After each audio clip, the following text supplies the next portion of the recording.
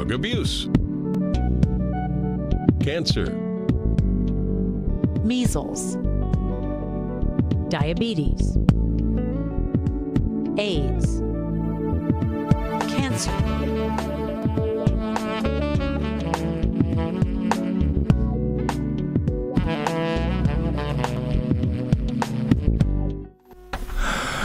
Good evening once again, and welcome to another Doctor on Call. It's Tuesday evening, yes indeed. Tuesdays being one of our busy days. Get lots of programming happening here on the network. Of course, earlier we had our agriculture program, and now it's Doctor on Call.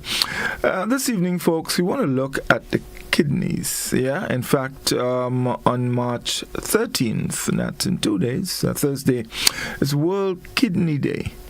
And for those of you who don't realize, kidneys, they have an extremely important function in our bodies. Of course, I'm sure we've all heard about kidney disease, and we know how problematic that can be, resulting in people having to get dialysis and all of these complications. And so tonight we're going to look at the kidneys, overview of it, what it is, where it's located, its importance, complications, and why it is so important to take care of yourself so that you don't run into problems with your kidneys. All right. So look, we will be opening our lines a little later on, so you can also be part of the discussion. Dr. Nixon is with me as always, and it's such a pleasure to have her on the program. Doc, good evening and welcome. How are you doing? Good evening and welcome. I still have my 2 kidneys. I think they're functioning. Yes. That's a good place. So do I. Good evening to Grenada and to our friends in the diaspora. Everybody who's listening in everywhere, thank you and for being here, for being faithful. Yes, indeed. And of course, our viewers on GBN Television, 711, our listeners on K105 FM, and also our friends on our Facebook page and YouTube channel. We welcome you all. And of course, as always, we're going to try and share as much information with you as we can. So, Doc, tonight we want to look at the kidneys. Last week we spoke, for the past 2 weeks we've been talking about obesity and of course some of the complications that can arise from being obese. And folks, you might very well realize that obesity can also result in problems with your kidneys. All right, so keep it as locked in. Call someone, tell them we have a very important discussion on tonight, so they should tune in. You don't want to miss anything. So, Doc, our kidneys. Let's talk a bit about that. What they are, where they're located, and then we'd go on to the functions and complications and all of that. So, it's over to you. So, good evening. So, our kidneys are a pair, one on one side and one on the other side, just right under your rib cage in your back, right? Left kidney on the left side, of course, right on the right side. One pair of organs with probably the most important functions ever. And if you ever, those of us who are currently on dialysis or who are experiencing kidney failure understand the importance of these organs and why it is so important to actually preserve those 2 organs, because you get 2, if you have to get any more, it's going to have to be somebody give you one of theirs. Or you get one if somebody dies by transplant. So it's very important to preserve the kidney functions. These 2 organs act as important as the water treatment plant. In Grenada, all our water comes from surface water. Most of our water, right, comes rainfall, it runs in the river, whatever it is, but it's above ground. So there are impurities that come into the water that actually come from the air, and people throwing garbage in the water and whatever it is. You live in the river for whatever unsightly reason, whether you're washing our hoe and our fork or whether we empty and rinsing our tank after having sprayed pesticides or insecticides on our garden, whatever it is, whether the river just come down heavy because a lot of rainfall and there's a lot of silt. It's very important that we have an efficient treatment plant that removes all impurities. And often in the case of the treatment plant, you'd have to put something in there, right? Like some chlorine or something. Not so with our kidneys. Our kidneys come come already functional, ready to take away whatever impurities. So all day long, the blood circulates around the heart pumps blood to into the aorta takes it to the renal arteries, blah, blah, blah. It goes in there, the other veins take it to the renal arteries, renal as in kidneys. Renal is how we describe kidneys, okay? So renal function and kidney functions are the same thing. So just in case sometimes...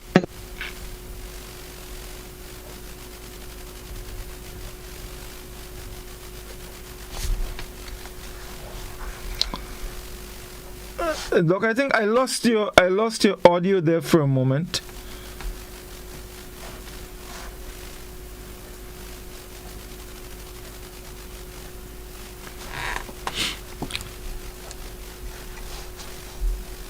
Doc, I think I lost you. I'm not hearing you. So we...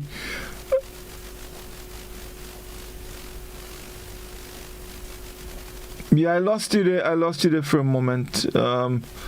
I'm not sure. Somebody was calling. Right, I got you. I got you now. I got you back. All right. Mm-hmm. And my phone is ringing. So everything, all the blood in your system, all the 6 liters of blood in our body is constantly being filtrated through the kidney, which remove all impurities. Okay. Which removes all impurities. And so that you can have wholesome blood going through the system, and whatever impurities there are actually put into the urine for excretion. That is why it's so important. Sometimes the doctor sends to check your urine, and well, doctor want to see my urine. But I don't want to know what's going on in my urine, because the urine will tell us what you're losing, what you have in excess, what your body's not managing, what your body's trying to excrete because some part of it is functioning correctly. So your test for your urine will tell us what impure compounds are found in your blood, and if you have well-functioning kidneys, how much of it. In like fashion, if your kidneys are not functioning well, the things that are supposed to be may not appear in the quantities or may appear in excessive quantities than is normal. Okay? So that is why these tests, like urine tests, are so very important. So for example, in the case of people who have diabetes, the doctor might send you for microalbuminuria. Look for a little bit of protein, right? A certain kind of protein that would be excreted if your kidney starts functioning badly. Right? And to give us an idea as to how well these kidneys are functioning if you have diabetes. And we've spoken about hypertension, high blood pressure, and diabetes as two of the main illnesses that can cause our kidneys to be jarred, to really get to be assaulted, I want to say, over a prolonged period of time, and then this poor organ stops working. Again, it's like if you had your treatment plant and the pump's not working well, the filter's not working well, and you start seeing a lot of sediment in your water. Even if they put chlorine, they're just not cleaning it properly because the filtration system doesn't work. Okay. So basically, your kidney is a filter, right?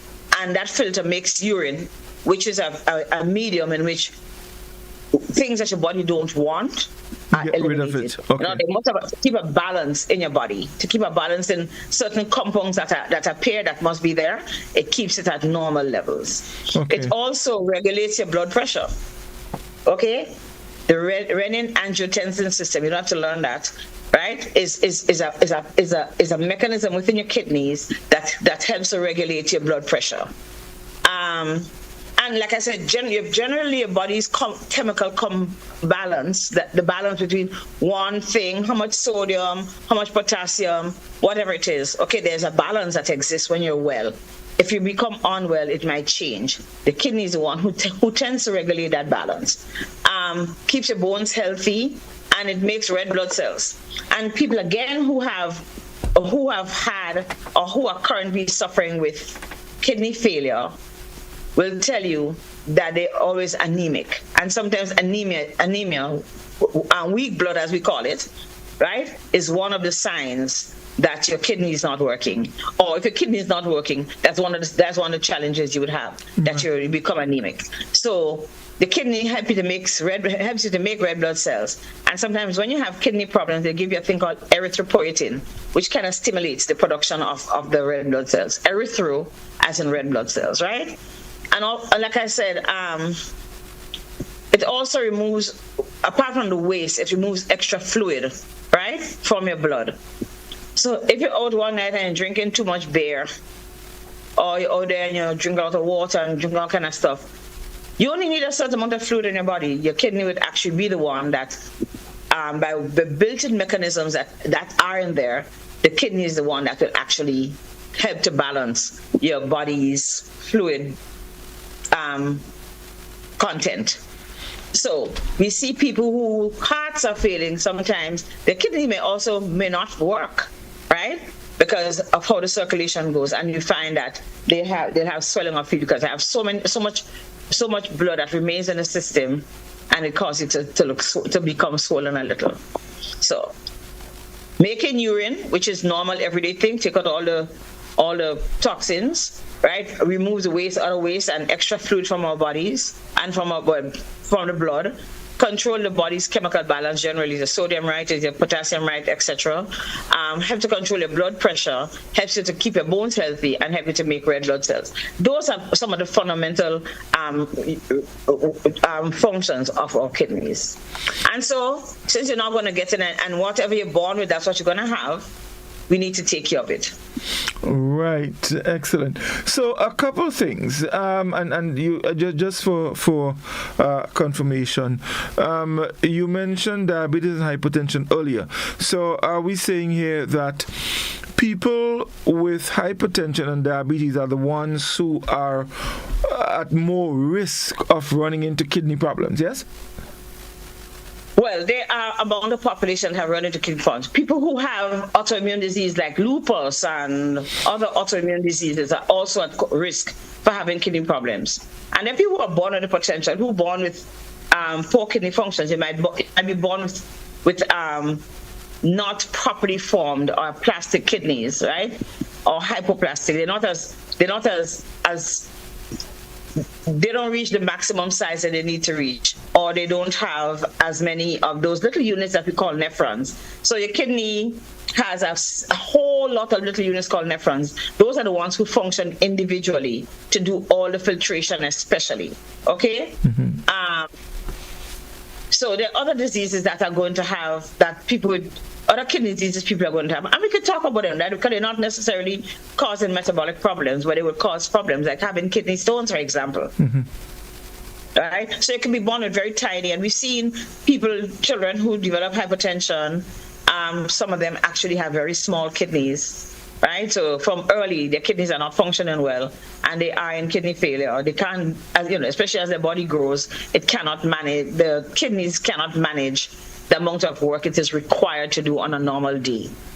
Okay, so that's one, and of course, like I said, we have things like kidney stones, or we can have challenges with the blood vessels into the kidneys, right, which can cause you to have some form of hypertension, high blood pressure, which is correctable by surgery. So apart from us knowing the challenges we have with metabolic illnesses like hypertension and diabetes, there are other complications that can other diseases that can cause us to have complicated kidney problems. Right. Doc, something that really amazes me about the kidney, and today I was doing, because I like to, do some little reading before, I come on the program based on what we're talking about. And I was quite amazed, because when you consider the size of the kidneys, and the task that it performs, it is amazing, because in some of the reading I was doing, in fact, it is said that your kidneys filter about 200 quarts of fluid every day, enough to fill a large bathtub. I mean, we're talking about two little bin-sized organs. Well, they like this. They're like 9 centimeters, about 3 inches when they're big, right? They're not very large organs, but they're made up of millions of these little units called nephrons, which have like a funnel for sieving and have blood vessels that come in and blood vessels that go out.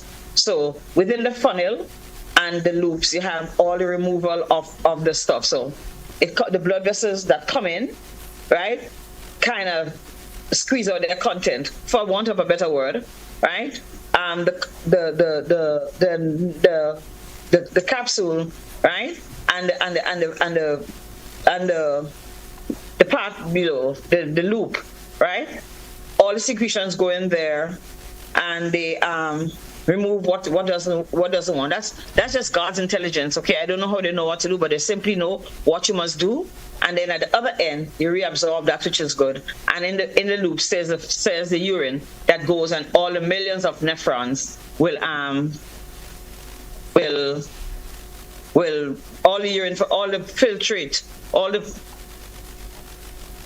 exudate, the thing that you give off, right, will go into eventually into the it comes to the uterus, yeah, and then goes down into the bladder. It goes into the uterus and down into the bladder. Right. So the other challenges you can have to your kidney, like you have an accident and your kidney gets bruised and damaged and doesn't work, right?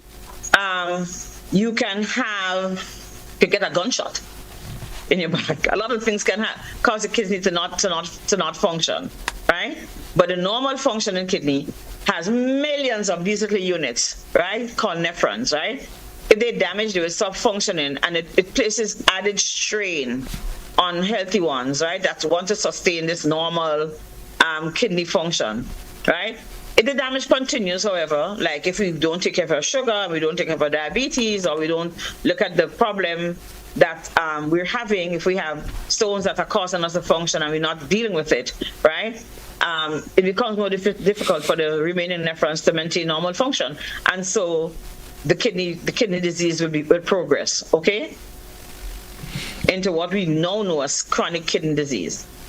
In the case of and I don't want to frighten people, because in the case of diabetes and hypertension and stuff, it takes a little time, but there's no need to put strain on your kidneys, right? If we have means of controlling our diabetes and means of controlling our sugar, there's absolutely no need, okay, to put that strain, because again, think about it. Rainfall, right? And the water come down. What does Nawasa normally do when the river come down heavy? It locks off, right? It locks off. So we don't get water. Rainfall, they don't come, I don't have water. Because too much garbage is coming into the treatment plant, right? If you allow that garbage, if you allow the high blood pressure, the blood that you have in your body under high blood pressure to come in, if they opened it, wouldn't they break up all the valves and all the filtration system? Yeah, definitely. In the same way, if you have sustained high blood pressure, it will damage the kidneys. In the case of diabetes, where the blood vessels are damaged, right? We have damaged blood vessels. In the same way, they're not able to filtrate what you want to come out and absorb it back, because these blood vessels are so damaged already. Okay, so it is very important that we control our hypertension and our diabetes. Different mechanism, but it's the same outcome. All right, different mechanism, but it's the same outcome. Right. So the kidneys also help control the acid balance, or pH. Let's talk a little bit about that. Well, we talked about it, and we talked about the kidneys have an innate system. It's born within it to control how your acid and that's not acid in your stomach, okay? That's acid within your blood. Within your blood, right? Okay, right. How your acid, and if the kidneys are damaged, it loses that capacity, because you have sodium and you have bicarbonate and you have other stuff that can't balance it off in a normal kidneys. It malfunction in kidneys, that just can't happen, right? So your acid might go. You can get acidosis, and that can be deadly, right? once your body cannot maintain that balance, when we talk about maintaining functional balance, the acid in your body can be the acid that remains in because the sodium system doesn't work, this bicarbonate system doesn't work very well because you have damaged kidneys, can cause you to have acidosis and die. Right. Or become very ill. Right. And then you might need to have dialysis. Yeah, right. Now, also, there are two glands, the adrenal glands that sit at the top of the kidneys, and they produce cortisol. Let's talk a bit about that, the role that plays in kidney function. Well, cortisol really is your stress hormone, okay?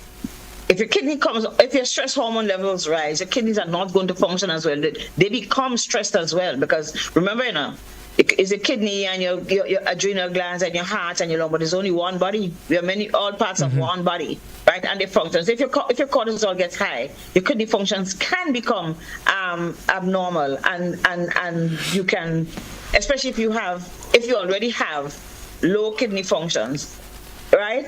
Your rest of your body functions become very stressed, and the cortisol is what is manifest as a challenged hormone within your body. Okay, and it controls metabolism. It helps reduce inflammation. Inflammation. All part of stress. Let's talk about inflammation in the body because even as an aside, we've heard that inflammation in the body can also result in cancer. Well, you got a whole next. Well, no. I that's what I said as an aside. So I was just making reference here to the role of the cortisol and the inflammation, because what we're seeing here is that all of the things, and you mentioned different things in one body. It's a stress hormone, right? It's that hormone that responds when you have stressors, whether it's mental stress, physical stress, metabolic stress. The cortisol is what responds. Now, if it gets high, it does cause inflammation, right? And we know that cancers come about because of inflammation causing your body cells to malfunction. Right. So that is why, we talk a lot more about cancer and stress these days. Because we say, that can give you cancer. It does. It can cause your body to become so very, stress can cause your body to become so dysfunctional that the cells don't no longer respond as normally as they did, because you have all of this thing going on around it. They're inflamed, they get confused, they don't know what to do, and eventually they start multiply abnormally, and you have what we call cancer. Right. And you see, I raised the doc because, sometimes people may think, all right, so we're talking about kidney, and if you have a little issue with your kidney, other things can happen. But it just goes to show how one thing can result in numerous complications, and that is why it's so important for us to take good care of ourselves, our wellness, our bodies, because one little something can lead to something down the road that you probably did not cater for, and hence the reason why I raised it.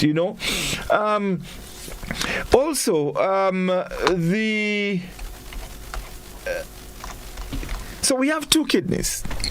Most have two kidneys. Most of us have two kidneys, okay? Right.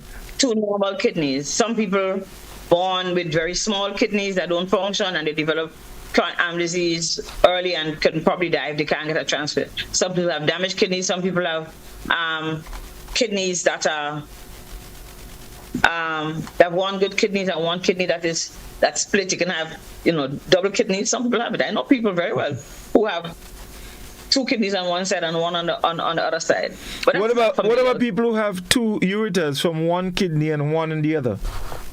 No. People who have two kidneys on one side and one on the other side. Okay, so it can happen. Okay, it can very happen. But those aren't the things that happen mostly. What is normal, what happens in the majority of persons is that we have two kidneys, one on either side of the small of your back. Right. Like right under your lungs, under your rib cage in the back. Okay, wonderful. So can someone live with one kidney? Yes. If I give you one kidney, how much I have left?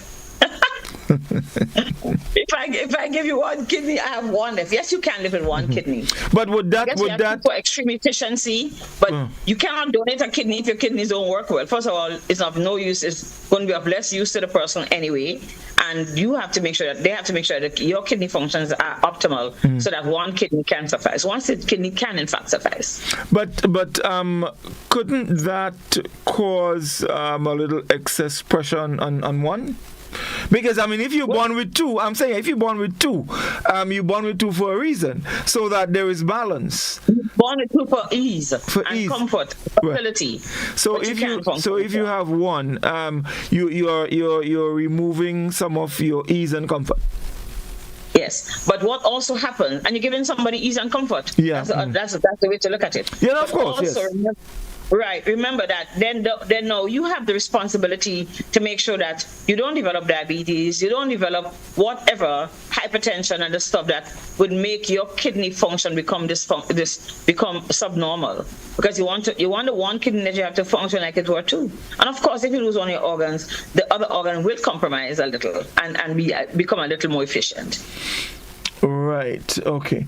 So I want us to now talk a bit about, so we kind of get a good picture of the kidney, what it is, what it does, and all of that. So let us look at some of the conditions and disorders and what causes kidney damage. So we can go into some more detail. We mentioned a few things earlier, accidents, hypertension, and so. But let us go into some more detail. We're talking, for example, chronic kidney disease. So know first of all that chronic kidney disease is exactly what it says. It's chronic. You'd have had long-standing insult to your kidney for whatever reason. People who are constantly dehydrated, like people who work out in the sun and don't refill, put enough fluid into the body. Your kidney has to work harder because your blood is a lot more concentrated. You have more toxins. There's a group of people who work as cane cutters that have been a lot of research. I know for sure Nicaragua. Actually, I know of 2 research projects in Nicaragua with the cane people who cut cane. I don't know if it's inhaling the smoke from because I don't think we figured out what it was yet. The smoke from the cutting of the cane, they found that there was an abnormally high incidence of kidney failure in persons who were cane cutters, who worked in the cane fields. And you know, why do we burn cane? You know why we burn cane? Most big farms who used to cut cane actually set fire to the cane. Yeah, they do. While it does decrease the amount of sugar that you can, because it dries out the cane a little, the amount of sugar you can get, but it also means usually cane have mongoose and snakes and stuff. So in order, and often it's so thick, you know, with the heavy grass. The dry grass, yes. Right, it facilitates harvesting. But of course, the mongoose and the snakes, you want to kill them off, right? They're used for other purposes, which I will not disclose here. But I know that population has had. But who we see in our population a lot, coming up with chronic kidney disease after a long time, after a long enough time, are people with hypertension and diabetes. Right. And of course, people with heart disease otherwise, because there's if your heart can't pump the blood quickly, it doesn't go down to the kidney to be properly recycled, for want of a better word, to be perfused, to get in there and give it enough time to filter out all the unwanted material that exists, all unwanted chemicals that exist in the kidney. Right. That can it result in kidney failure, which is also one of the complications. Well, chronic kidney disease, yes, kidney failure, and it's kind of en route to having outright kidney failure. Okay. When a kidney failure, you just cannot any longer filter the stuff. It just don't work anymore. And so that's when patient requires dialysis. That's when, well, there are different stages of kidney disease, of kidney failure. So there's still a point where people can survive on medications, but dialysis, when you reach way down to the end, you require a mechanism whereby a machine takes your blood out, right? Goes through a filter, puts in new chemicals and stuff, and puts it back into your body, basically. Okay. Almost like on an exchange transfusion. It takes it out, filters it out, and makes sure that it gets back to the point where it is almost as what your normal blood would be. Right. I don't think it ever gets to be what your normal blood is, but at least, and sometimes there are people who do dialysis 3 times a week. That's a lot. Mm-hmm. Because it doesn't take long for, all the things in your body to get back into the blood. So you need to constantly be doing that. Yeah, but remember that, and remember, what's sad, and again, it reiterates the importance of controlling your diabetes, your sugar. If you have stuff like lupus and those autoimmune diseases that tend to attack your kidneys, it is very important that you check yourself regularly and try and remain as far as possible within the parameters, within the limits that you ask to have your kidney functions existing, because you can have chronic kidney disease and don't even know that you have problems, because it is in the early days. You don't have any symptoms. You don't have the tiredness and the weakness and the fatigue, the can't function, the general malaise that people experience when they have chronic disease. So you can go along and wait until, and it doesn't happen that you have symptoms until it's late, when you reach what we call end-stage kidney disease, where you're definitely going to need to have dialysis, But how what can someone do? How would you pick up that, like in the early stages? So that you can probably attend to it. It comes back to the importance of us as physicians and caregivers, people who are primary caregivers. You cannot look out. It's very important, first of all, to work with you. Let's say today's what day? The 11th of March? Yeah. Let's say today you're diagnosed as having diabetes. You're 35 years or 40 years old and you're diagnosed. There's a basic battery of tests, a set of tests that needs to be done, not the least of which is the kidney functions. Right. Okay? So we look and see what your sodium is, what your potassium is, what your creatinine and your urea is. Those are components from the breakdown of proteins, right? You have to see what all of those are, and you need to follow your patient on a regular basis. Patients need to be checked. So if it sees it and it's out a little, right? Let's work with this, and you keep on following, and you make sure it does not get any worse. Because there are medications, some of the antihypertensive medications, the medications used for blood pressure, actually function quite well to control and preserve your kidney functions. As a matter of fact, even in people whose kidney functions are normal, we're advised to start them on some categories of blood pressure medications that help to preserve the kidney functions. Okay? By one, controlling if there's any blood pressure, and I can tell you diabetes almost invariably has hypertension aligned to it. You may have high blood pressure and don't have diabetes, but diabetes love to walk around with hypertension. Okay? So it is, I call them Psyche and Trim, two bad, Bonnie and Clyde. Anybody know that bad? Okay? They walk around, and imagine having both of them, one with a heavy influx and the other one damaging the blood vessels that normally would be able to filter out all the toxins that come to the kidneys. Right. So it's very, very important, one, that you get diagnosed early, two, that you control as far as possible your hypertension and your diabetes, and three, that you keep going to your doctor, you keep getting screened for your kidney functions, you make sure that you stay on your medications, you maintain your diet. Do you understand? And when it starts happening, it's always very important that I refer my patients very early. So if I see my patient have any signs of kidney disease, I will send them to the kidney specialist or the nephrologist. Yeah, we have one nephrologist, but you don't want to go to the nephrologist when you're very ill. Right. You want to go early, and you can have some level of management. Okay. I I think SGU has a nephrologist that comes in. I'm not too sure, but there's one that's on island daily. But try to imagine, there's so many of us in Grenada currently who actually have hypertension and diabetes. Right? It is very important that we seek the best quality care from our primary care physicians. Right? You get diagnosed early, you manage it as far as possible, and you try and avoid complications as far as possible. Right? So let's say, for example, you're a little old and I found that you had hypertension and diabetes. Or somebody had told you that a long time. I just got, I don't feel nothing not do me.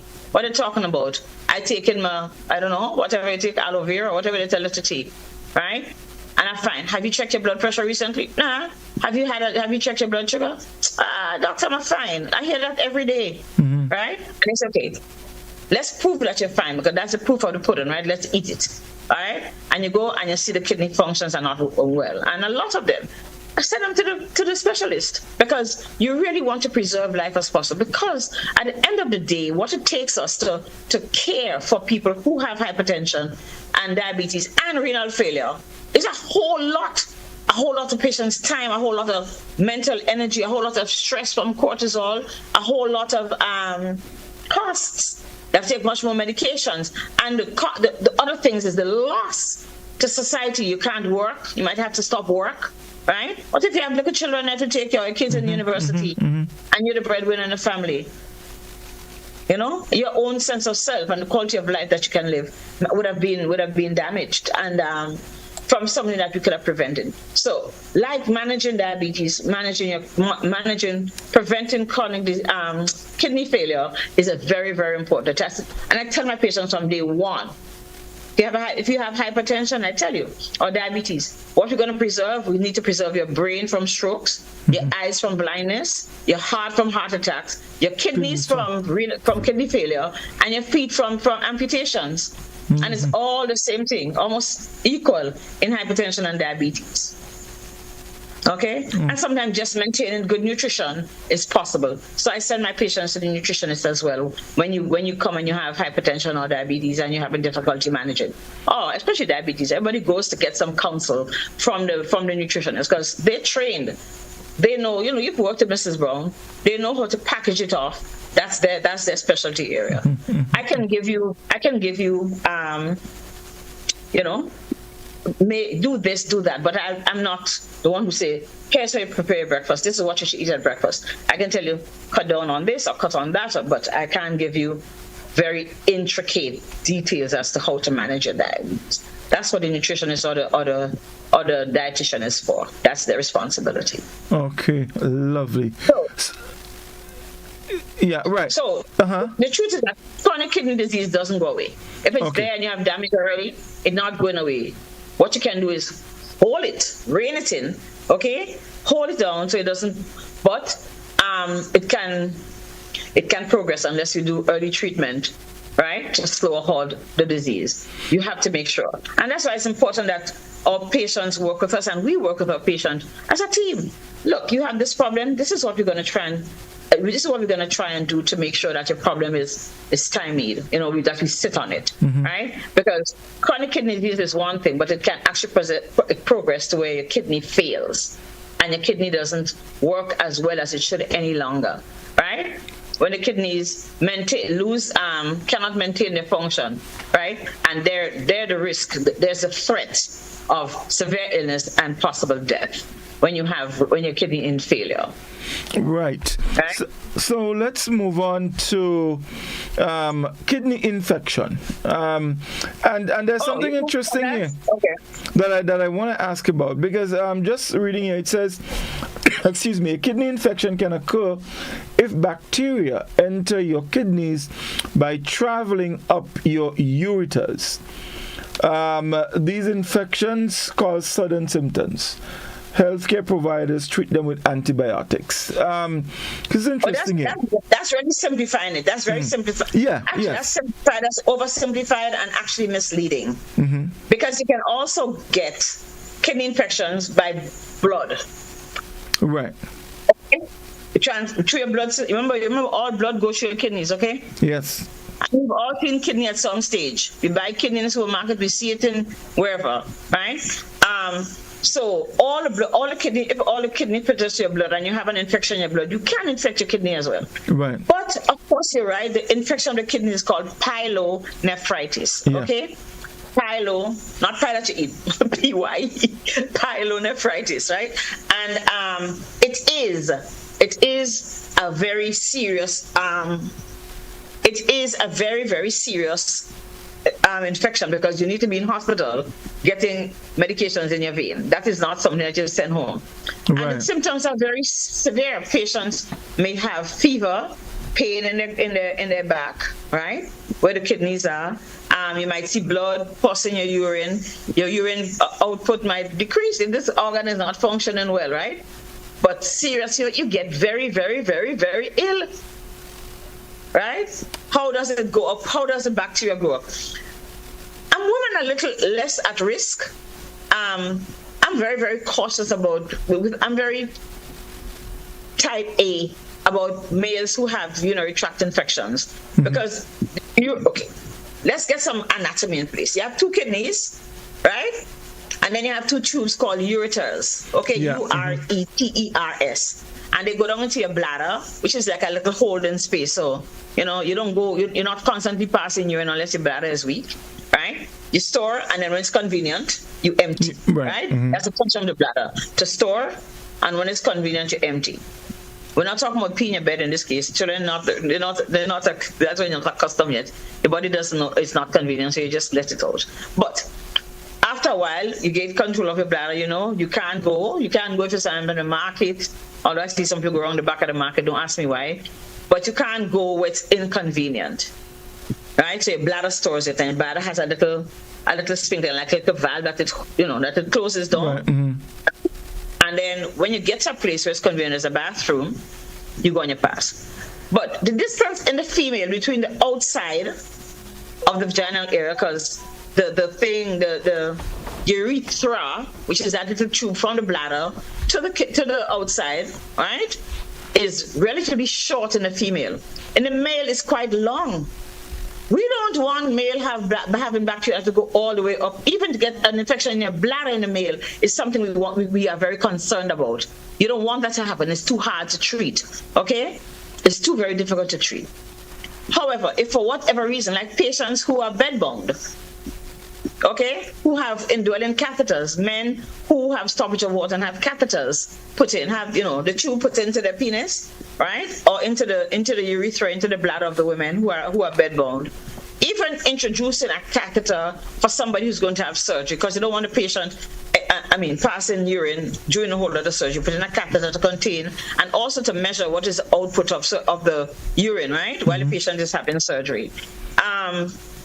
If it's not properly done, you can introduce bacteria into the bladder that can go back up, especially in somebody who's just lying. That can, reverse into the kidneys. You do not want that to happen. If you have kidney stones that don't in your kidneys that don't allow your urine to come out normally, you can also develop kidney infections.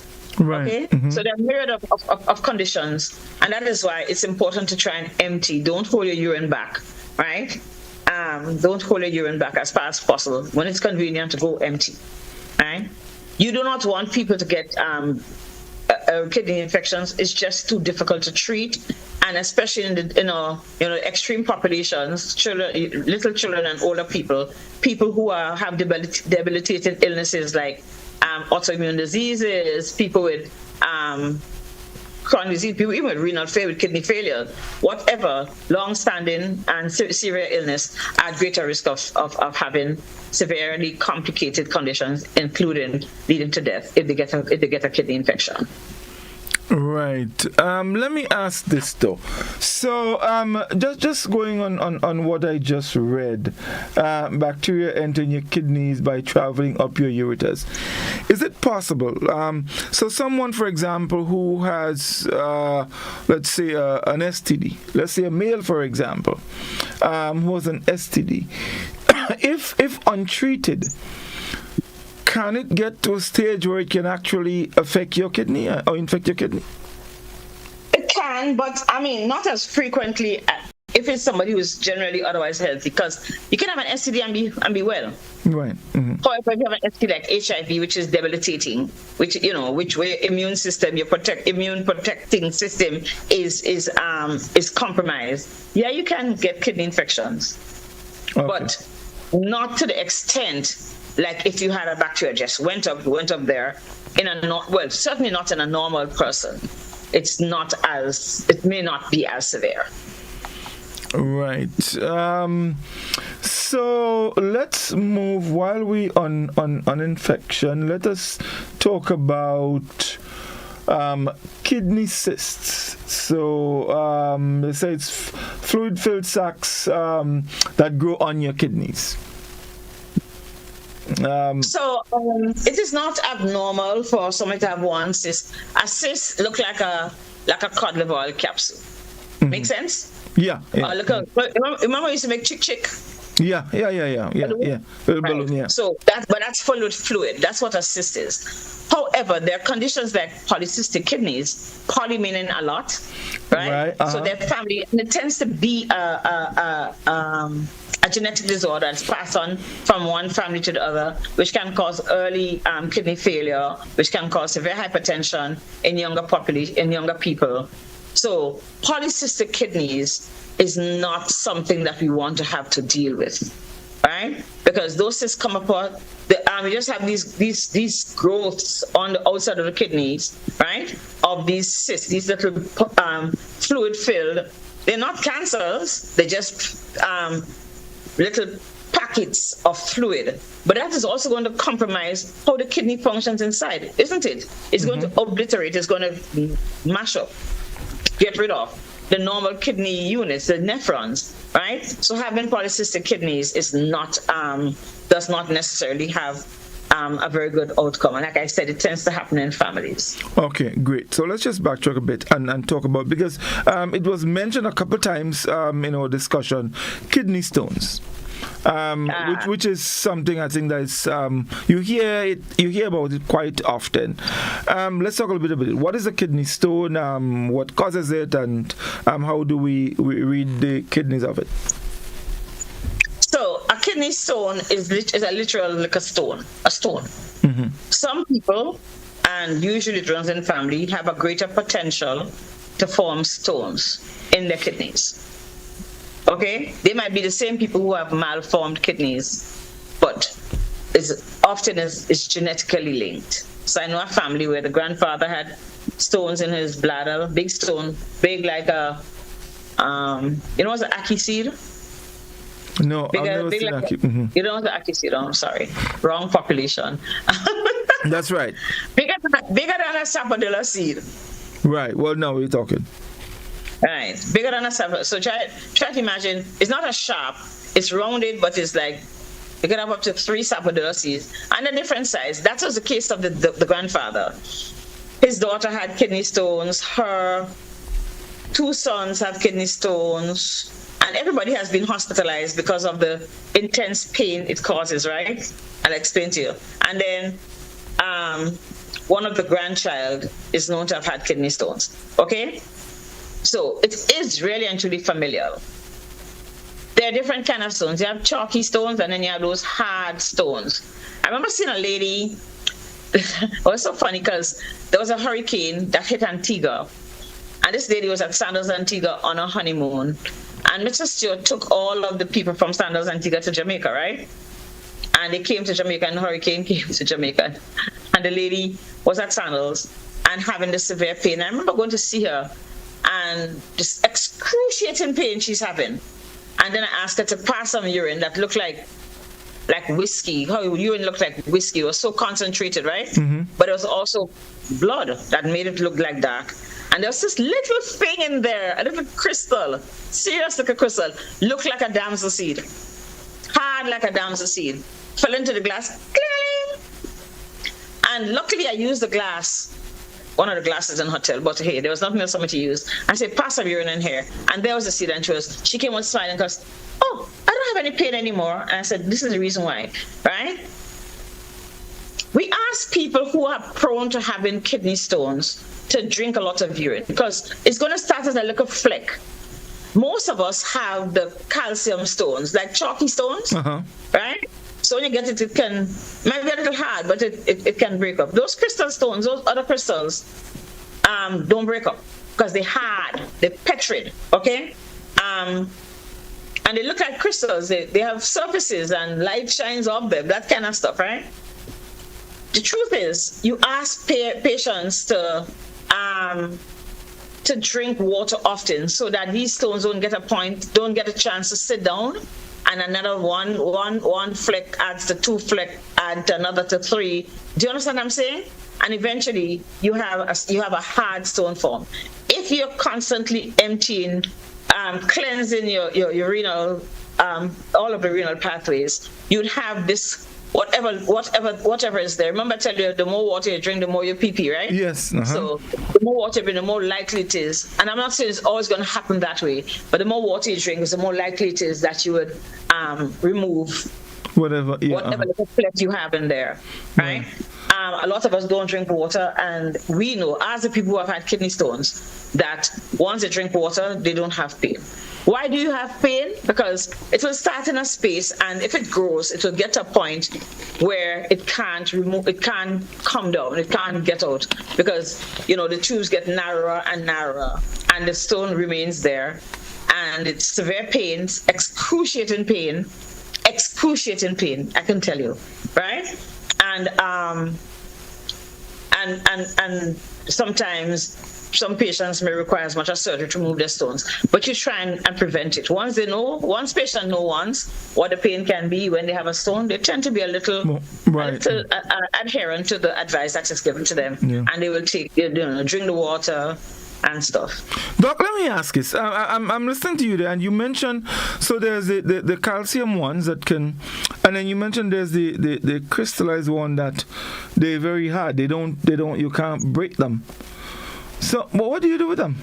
Because it's sounding to me that we have a precious metal in our hand here. I don't know.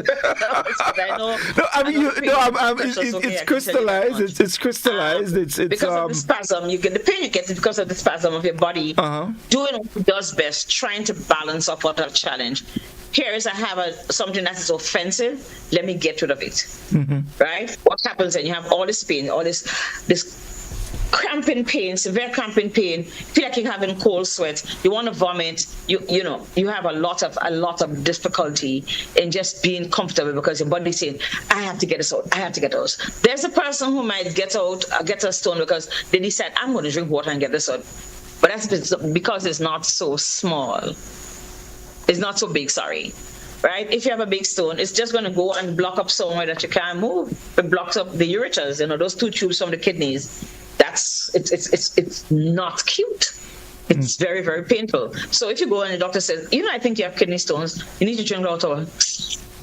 Doctor boy, he don't know what he's talking about. Yes, he does know what he's talking about. He may not have had what we call renal kidney colics, but it's real colic. It's crampy. Those are called colicky pains, and people have pains that is unimaginable. End up in hospital, they have to get drip, and they'll give you medication that will help to ease the spasm, and hopefully you'll be able to pass the stone, but it's not an easy place. Right. Like I say, you kind of know your family. Somebody else in your family might have. You see someone and said, anybody in the family have kidney stones? Oh, my grandfather had, or my cousin, my uncle had stones, that kind of stuff, So usually you know somebody else who may have had it. Right. So let's go back a bit now and talk about the signs of kidney problems. What are some of the first signs that one may, or symptoms that one may experience that would probably give cause to lift an eyebrow? You mean kidney failure? General problems with the kidneys. That also well. Mm-hmm. So you may have discomfort. You may have a little discomfort in the kidney, where it is in your renal angle, right? The kidney angle, where it's in the back, it's called renal angle. You may have a little discomfort when the doctor examines you, right? You may have people with kidney failure start having swelling of their face, swelling of their feet, okay?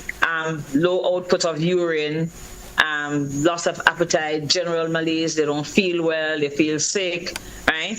As the progresses on, they get darker because you have all these toxins in your body that doesn't come out, right? And of course, you may know that you have diabetes and hypertension that are not controlled, and that can lead you to this. That's in the case of kidney disease.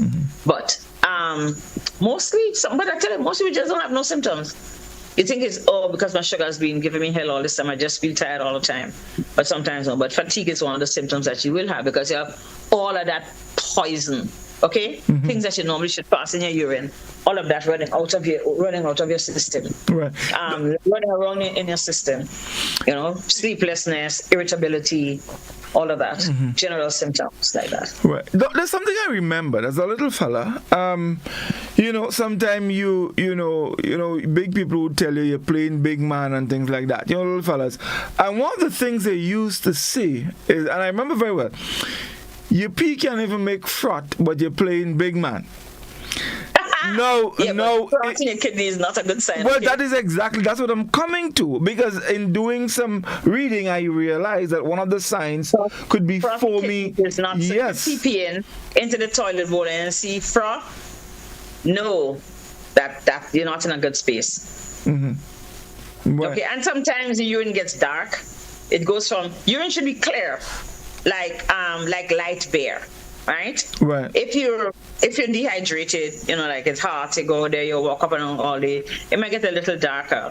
But once you drink water again, it gets back. It should be very light straw colored for the most part, right? But once urine starts getting very concentrated, sometimes it's because you have blood in your urine or you have blood, if you have kidney stones up in the kidneys that bruising, you might get dark urine, okay? But sometimes what happens in the beginning when your kidney starts failing is that it doesn't produce as much, right? It's not working, right? It doesn't produce, and then you have all this fluid that stays on board, and you get swollen face, swollen hands, right, and swollen feet. But wake up in the morning and your eyes swollen, think about it. Your hands are swollen, think about it.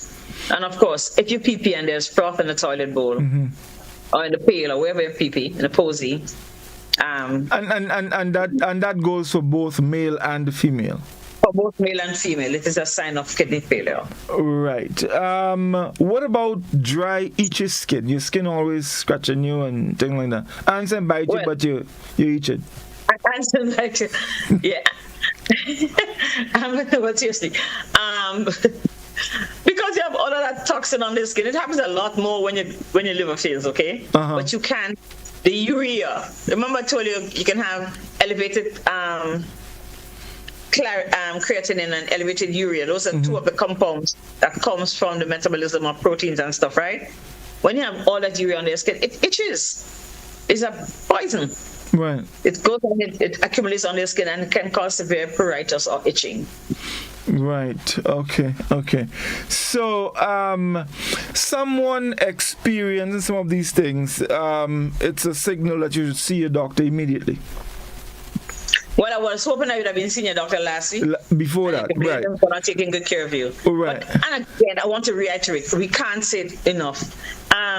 Even in age, because some people don't have hypertension and diabetes, but as you age, your organs will fail, right? They don't work. Older people, you might see in older people, their kidney functions certainly decrease. But in average young people, if you have chronic illnesses like hypertension and diabetes in particular, right?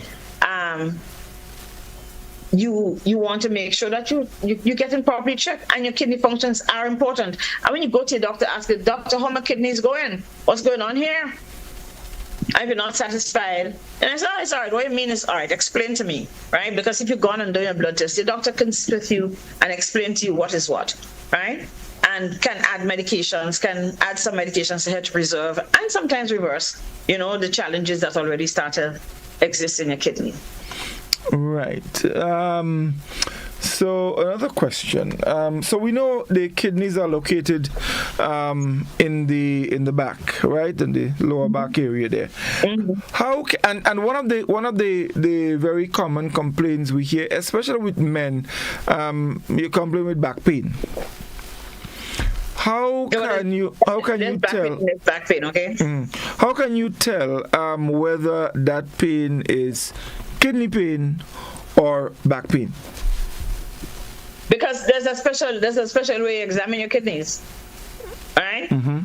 Your kidneys are in that little space. Your back is your spine, between on either side of your spine, right under your liver, right under your rib cage. That's where the kidney is hidden. Give little thumbs. If it's a kidney, you would know. Ow. Right, you would feel okay, wonderful. So, finally, how can I keep my kidneys healthy? I want to get to a stage where my pee making froth. You're not at that stage, right? No, I said I don't want to be there, but my pee making froth. Yeah. So even things like smoking and drinking will compromise. Okay. Will compromise. Smoking in particular. Why? Because smoking hardens the arteries, hardens the blood vessels, and make them function subnormally. Okay. So you don't want to be smoking. If you have hypertension and diabetes or any disease, like I said, like lupus and other diseases that related to autoimmunity, you want to make sure that you see a doctor often and that you're always checking. And like I said, that you put on medications. You want to make sure that you control your diabetes. And better still, you want to make sure that you prevent having diabetes. Okay? Some people may opt to see a nephrologist early because at the end of the day, you know what is the worst treatment we can have, right?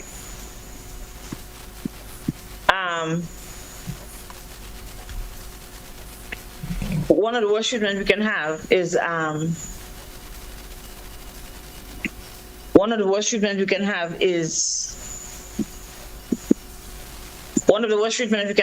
actually having to have dialysis. Yeah. Because it is tedious, it's costly, all right?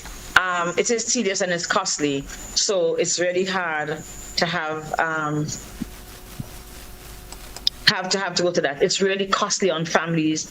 But apart from the fact that it is, to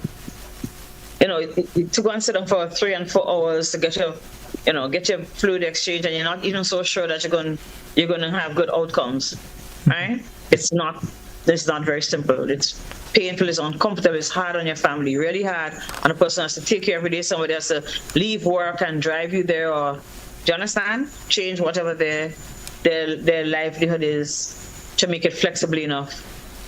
Right. In fact, someone on our WhatsApp platform says, I have a son. He was diagnosed with kidney disease from a baby. Thank God I gave him one of mine about 26 years ago. After going through 7 years of horrible dialysis, it was not easy. So someone sharing and congratulations, that experience, mother. Yes, congratulations that experience with my hats off to you, lady, because it must have been very difficult watching your child have chronic disease and being ill and tired all the time, not being able to play with his peers and all the rest of it. So, and you said tell you 26 years and she lives in one kidney. Yeah. He has one, she has one, and they're both happy. So, just to quickly just run through a couple of things that I came across here. It's important to have regular checkups, and that's in relation to keeping your kidneys healthy. Important to have regular checkups and the blood and urine tests to measure your kidneys health. You can also reduce your risk of developing kidney problems by, as you said, avoid or quitting smoking, using tobacco products and so on. Remaining within your normal weight. Obesity is also a challenge. Right. Cutting off excess salt, drinking water, increasing daily exercise, which can reduce blood pressure, limiting your use of NSAIDs, maintaining a healthy weight, monitoring your blood pressure levels, watching your blood sugar levels if you have diabetes. So the question, is drinking, let's say, lots of water or good for the kidneys? Yes and no. You can drink sufficient water, enough water. We live in a hot climate, right?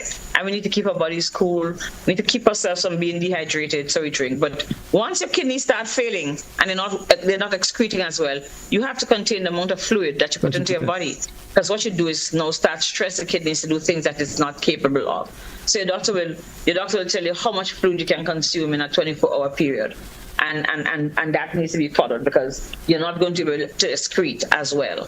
So having a low volume of urine would be related to you containing how much urine, how much fluid you consume, because the kidney is incapable of removing the excess fluid from your body, which is one of its normal functions.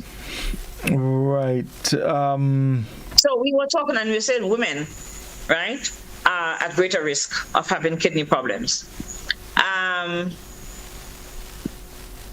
Related to overweight, because 21% of our population, of the global population, has 20% of the global obese population are women. Only 18% of the global obese population, 18% of the population of the world that has obesity is men, and 21% is women, right? Mm-hmm. So it stands to reason. And because women tend to be a little more prone to diabetes because of the body size and the body weight, they are also at greater risk of developing kidney problems. Developing kidney problems, kidney failure problems.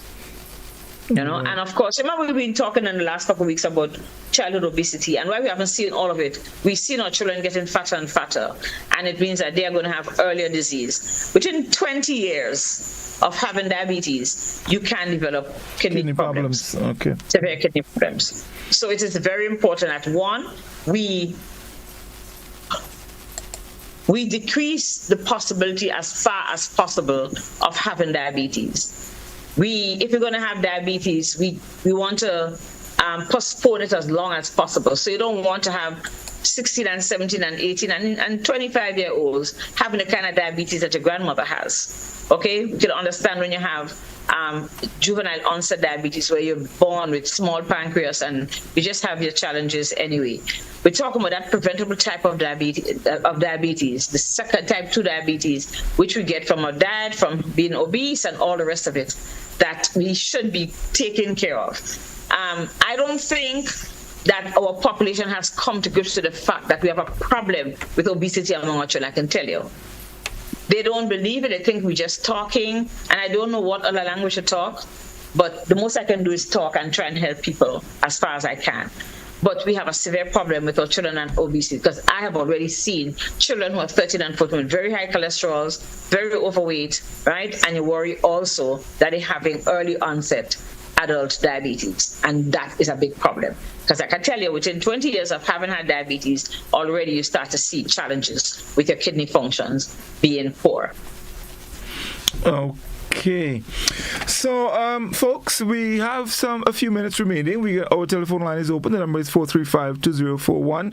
If you have any questions you'd like to ask, or if there's anything you'd like to share, we'll be happy to accommodate you. The number is 435-2041. The number again, 435-2041. If you have any questions you'd like to ask, or you want to share something with us, you can definitely do so now. Yeah, so give us a call if you have any questions, and we'll be happy to accommodate you.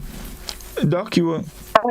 And when the horse goes through the gate and you come to the state of severe kidney disease, severe kidney failure, right, where you require dialysis, some people say, it's just dialysis, I feel better. The truth is, it's very, very expensive. We don't have enough facilities for the people in Grenada who currently, today, March 11th, for the people, we don't have enough facilities to take care of everybody. So you have to choose who. So there are certain groups that are not. The older people will not have access. Older people will not have access to dialysis. There's nothing that says they don't have a right to, but there's no facilities. You have to give the opportunity to people who can become well and people who can be productive, right, for themselves and the society, right? It's expensive. It's really expensive. I lived in a jurisdiction where people were taking dialysis like up to 3 times a week. You know what it cost us? Like $200,000 US a year. Mm-hmm. You know what $200,000 US can give you? Can give you a very nice house. Wow. You can send your children to school for their careers. Do you understand? Yep. So think about it. Think about what we can prevent. It's very, very important that we prevent. And in our environment, I'm going to push for preventing diabetes and hypertension, controlling body weight, preventing obesity, especially in our children, and even those of us who are already grown and adult. I'm no excuse. I have no excuse. But we must prevent the diseases that we know put us at risk for having our kidneys fail. We must do that. It's a responsibility that each one has. If you already have diabetes and hypertension, God forbid, you have to really go to the doctor early and go to the doctor frequently and build a relationship where you have a supportive environment and a relationship where you can work as a team, right? It's an integrative approach to managing diseases. Recently, the government implemented the Hearts Initiative. It's just called that. Basically, it's a scientifically proven, evidence-based way of managing high blood pressure. And some of those medications that they use, like amlodipine, like the sartans, the ARBs, and stuff, are medications that we know cause kidney protection. I put my diabetics on medications that are hypertensive medications, not because they have hypertension, but because I know this would give them a longer functioning of their kidneys as optimal as possible. Because the truth is, by the time you're diagnosed with diabetes, you don't know how long you've had diabetes. You don't know what level of insult of damage there may have been to your kidneys. So we want to kind of grab the horse, even though if we see it going through the gate. It's important that we preserve the kidney function as far as that is possible. Right, wonderful. So, well, Doc, we're basically out of time. I guess people have been listening attentively. I hope they have been, because you don't want to be in a situation where it's too late. We try to share information, and as Doc always says, at least try to take one thing from the discussion and apply it to your wellness. You will be happy you did. I can guarantee you that. I do these programs with Doc every Tuesday evening, and you can believe me, I do pay very much attention to some of the things that are said on the program, because you get to understand the seriousness that's involved, and there are many living examples of the complications that you can experience if you don't take care of yourself. So I trust that people pay attention and you do put some of these things into practice. It will save you a whole lot, including your life. It would save you money. It would save you a whole lot. So please, folks, we encourage you to, pay attention. So, Doc, that's all the time we have. Anything you want to leave with our listeners as we wrap for this evening? No. At the end of the day, we're all responsible for ourselves, and we're all responsible for each other. So let's still give support. And it's very frightening, especially when we talk about severe conditions like this. Don't be afraid to ask your doctor questions. Write them down, go ask questions. That's part of our responsibility. We just finished budget and we've talked about, and this sort of health, and we have to wait till they build a hospital. The truth is, we have to take care of ourselves in the interim until the services are improved. We're not going to get a new hospital, and a new hospital is going to add, yes, but there are other things that we can do for ourselves. One, by remaining healthy as far as possible, avoiding all the sugar-sweetened beverages, all the ultra-processed products that we eat. I go to the supermarket and what am I going to buy? Because everything comes in a package and is all very refined and not healthy for me, right? Start planting what we eat. Start eating what we have growing in the garden and what we grow in Grenada. It's very important. It might be a little more expensive, but if we all start to plant a little bit, the cost is gonna come down. I promise you that. So preventing disease is very, very important. It doesn't matter. You can talk till the cows come home about dialysis and kidney disease and tell you what it is. The important thing is making sure that you don't get to that stage of your life, right?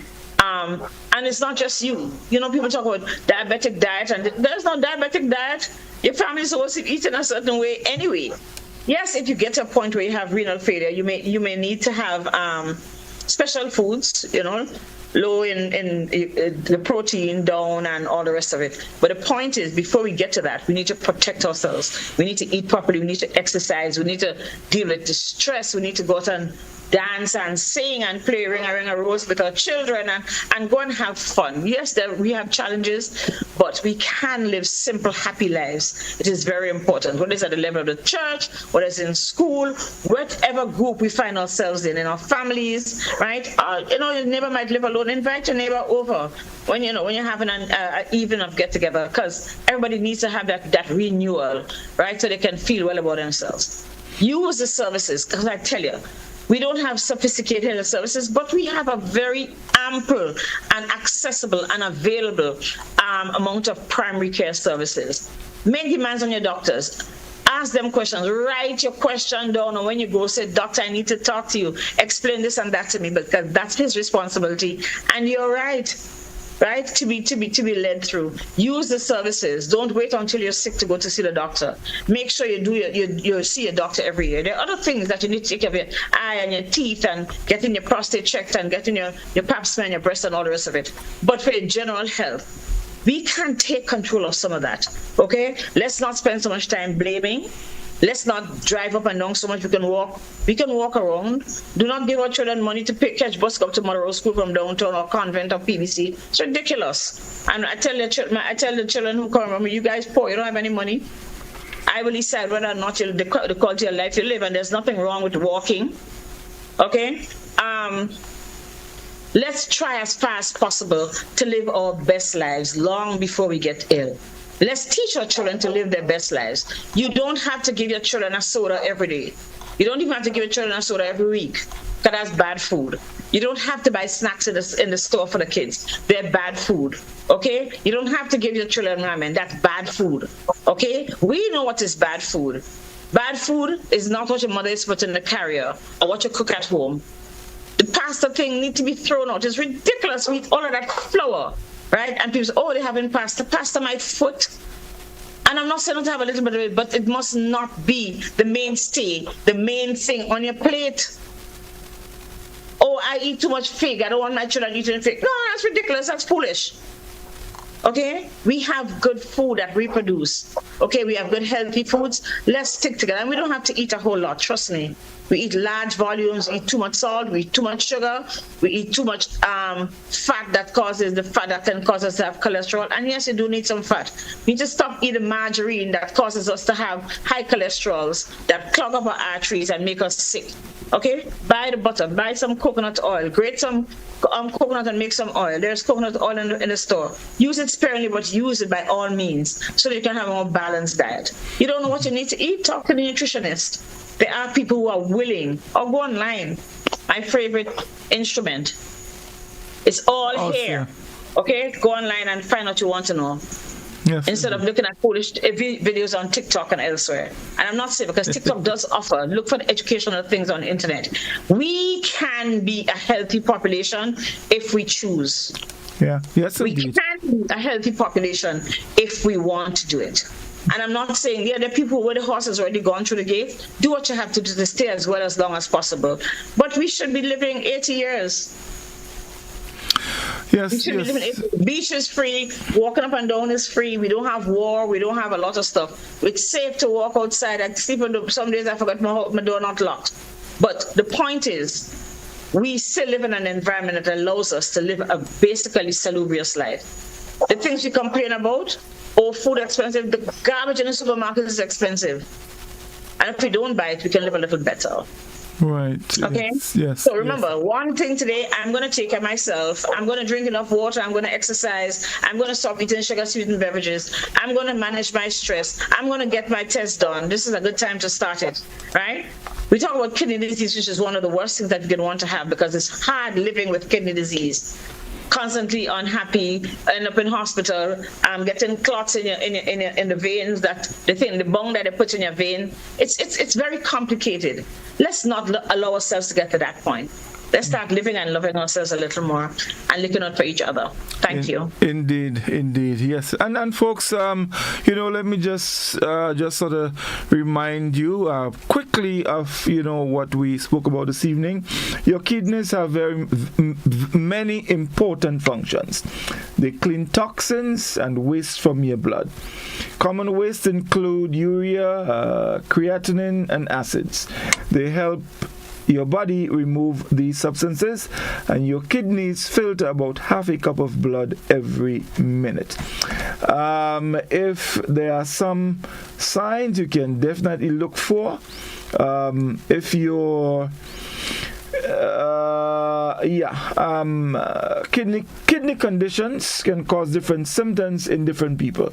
If your kidneys aren't working correctly, you may notice one or more of the following signs: changes in your urine or urination habits, confusion or trouble concentrating, dry or itchy skin, fatigue, high blood pressure, muscle cramps, poor appetite or metallic taste of food, stomach pain or vomiting, swelling, especially around your hands and ankles.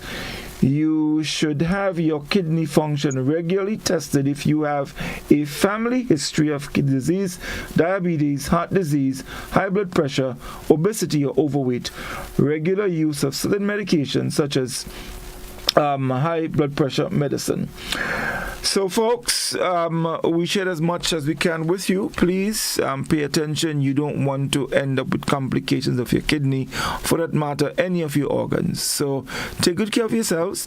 Remember, your health is your responsibility. As Doc said, we can use the services, but if you allow yourself to get to a point or when the horse is out the gate, as Doc said, it doesn't matter what the services are, it's out the gate. So it might be a good idea to keep that horse inside there and take care of it. Thank you very much for staying with us, folks. Next Tuesday, we'll be back at 8:30 for another Doctor on Call. To have a good night. All the best.